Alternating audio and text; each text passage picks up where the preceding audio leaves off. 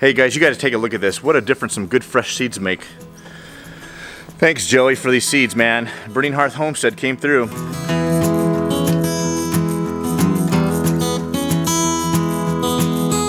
Alright guys, thanks for coming back to the channel. If you're not a subscriber, hit that subscribe button, really help us out. And join us on our journey as we escape California. Ring that bell and you guys won't miss a video as we get ready to get out of this city down here.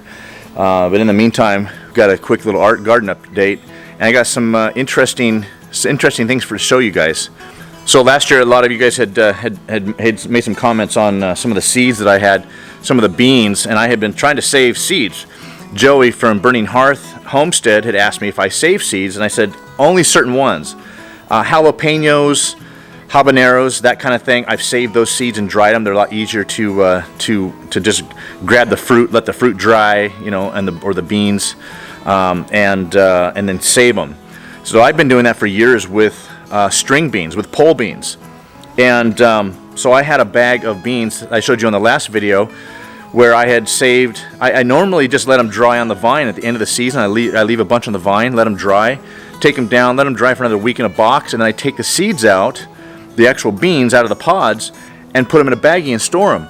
But this time I just took a bunch of the whole beans and stuck them in a bag, and then you guys saw the little weevil that was in there and ate a bunch of holes through all of it. It looked like a bunch of Swiss cheese. That was pretty funny. One of you guys commented and said it looked like Swiss beans. It was crazy. But so I have had nothing but success with that over the years. With the beans, they sprout, no problem, every year. Well, this year, I take that back. Last year, I had a problem with some beans I'd had, but they were 5, 6, maybe 7 years old, and they didn't all come up. So I'm going to show you what came up this year, and I bought a new package last year, and so the bag of string beans that I planted this year, I planted 2/3 of the row is the stuff from last year. And then I planted 1/3 of the row with beans that are probably 3 or 4 years old. Let me show you what I'm talking about here. So these are the beans that I got in the package last year. You can see there's a few that are still kind of chilling out there that didn't germinate. And the birds and stuff start to get in here and try and pick through things, and they kick them out. So I'm gonna plant those. So you guys can see these are coming up really nice. It's only been 10 days, guys. I take that back. It's been 13 days. Tomorrow will be 14 days. It was a Sunday. But from here over, those are the beans that are 5 or 6 years old in the bag, in the baggie that I'd saved. They did not germinate. Pretty interesting, guys. I've got a couple of volunteers right here. A couple that the seeds that came off the side. I'm going to take those out. I'm going to transplant those, and I'm going to put them right here. And then some of these seeds right over here that are just sitting out there and chilling, I'm going to take those. Those are still good seeds. And get those in the dirt so they can start warming up and stay moist and warm. But I've got a good crop coming up here already, guys. As a matter of fact, let's dig these up and see what the heck is going on. So this was... Okay, so here's one that started to turn green, but there's a seed. Did not germinate. Here's some more seeds. This one's rotted.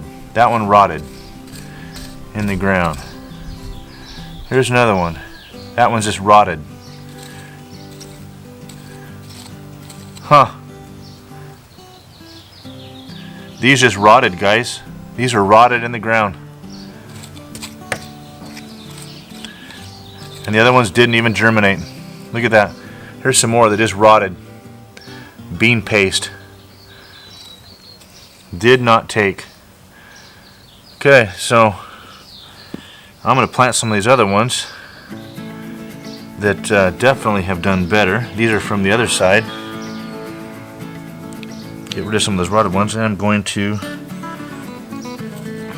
dig up my volunteers, and I'm going to plant the volunteers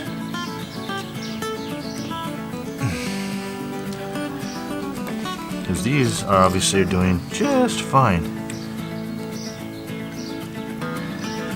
Look at those beautiful volunteers, guys.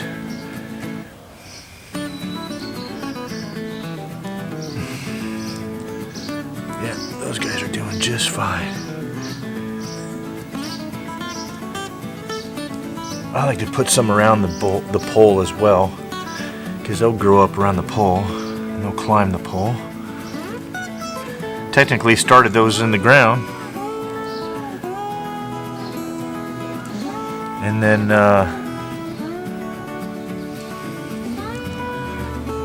replanted them.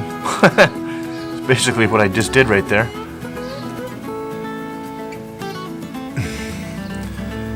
I don't think you can ever have too many beans.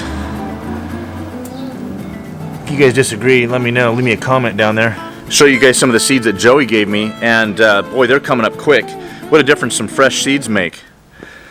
Here's some, and this is stuff that I'm trying some stuff I've never grown before. I'm trying broccoli. I got some tomatillos. Those are coming up good. And then broccoli. Check that out, guys. That's broccoli. I've never tried broccoli. Thank you to Joey. And then asparagus. I can't tell if any of that is asparagus coming up. Definitely have a little volunteer bean right there. Gonna have to transplant him. But here's some red lettuce that's coming up. That looks really, really good. And then kale. Guys, we've never grown kale before, but this is gonna be our first year. Cabbage. I've tried cabbage over the years, and the cabbage is coming up. Those are all Joey's. And then of course we have all of the lettuce from last year that was a volunteer. So guys, as you can see, having some fresh seeds definitely makes a difference. These are all fresh seeds that Joey gave me, and I'm really, really excited to see what these things do when they come up. So we'll keep you guys updated on the garden. This is part of our self-sufficiency. If I had a bigger area, watching Amy and Brett on Burning Hearth Homestead looking at their garden puts my little tiny postage stamp garden to shame.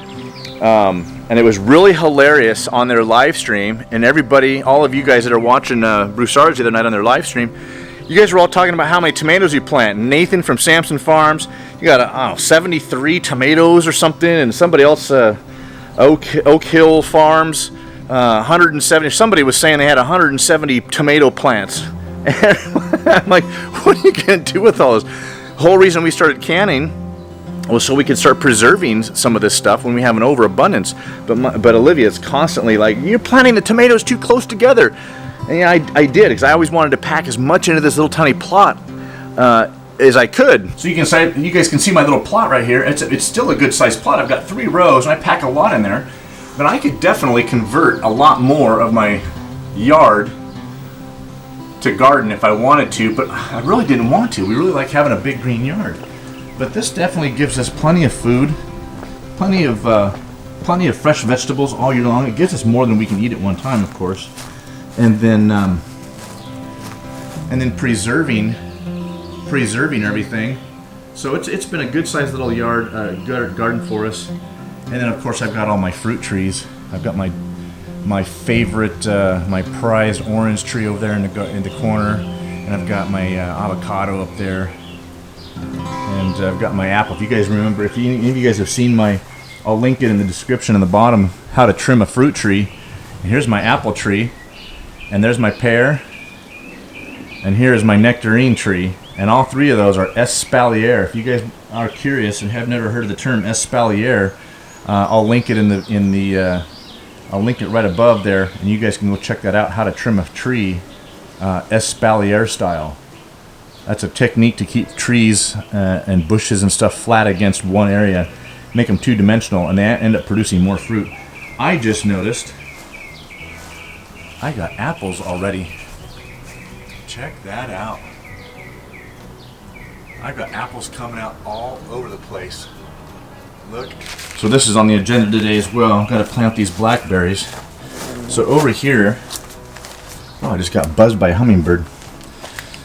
So it is time to clean this up today, guys. We're going to be doing this. This was where I had my raspberries. And you can see the raspberries they're struggling. I've got some raspberries right there. There's some raspberries. They're kind of coming up, but look at the blackberries. Now this, guys, was a thornless variety of blackberry. And they started little starts, and you can see where they've kind of grown up out of the ground right there. So these things are now thorned. You guys can see the thorns on those things. They're nasty. Big old nasty thorns. That's the one thing I hate about blackberries.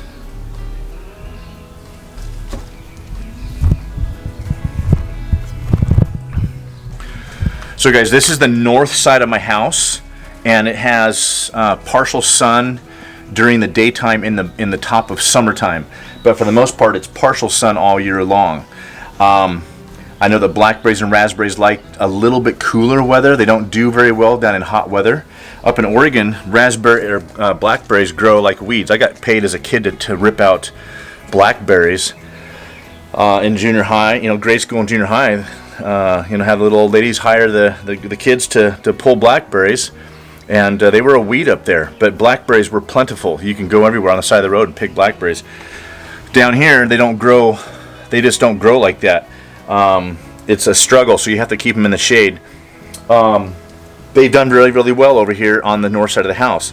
Now, I know that, so maybe you guys can tell me, I was told that raspberries like a hot soil. They like azalea food.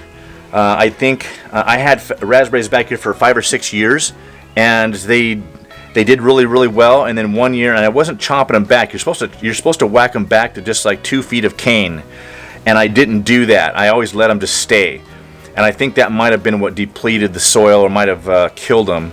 But they just stopped growing back here, and they wouldn't grow. And I planted a whole bunch of new starts. I think I did like 6 new starts, and they just did not take at all. So the only thing that you see coming up are just from the roots that had gone and spread out. And I think I need to amend the soil. Now, I had put some azalea food in here. I had done some azalea food, and that was hopefully to brighten it up and to get that soil hotter. And it didn't help. So I don't know. We're gonna see what happens here. I'm gonna re-amend this. I've got to get the sprinklers all fixed back here, and I'll keep you guys updated on that. But now's the time to get going on it. Guys, thanks for watching. We'll see you guys in the next video, and stay tuned. We got some compost coming up.